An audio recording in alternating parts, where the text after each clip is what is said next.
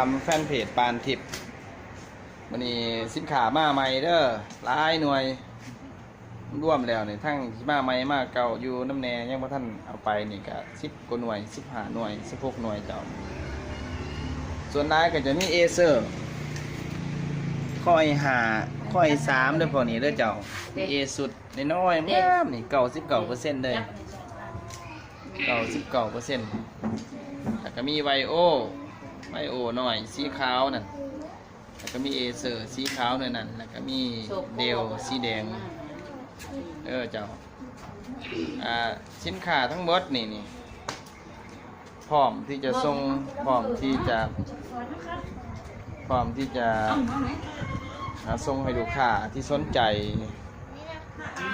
ทุกแข้งของประเทศลาวเด้อเจ้าผู้ใดสนใจก็สอบถามเข้ามาที่หมายเลขโทรศัพท์99294923 99772454เด้อเจ้าเดี๋ยวจักหน่อยเฮากินข้าวแล้วจักหน่อยก็สิได้อัพขึ้น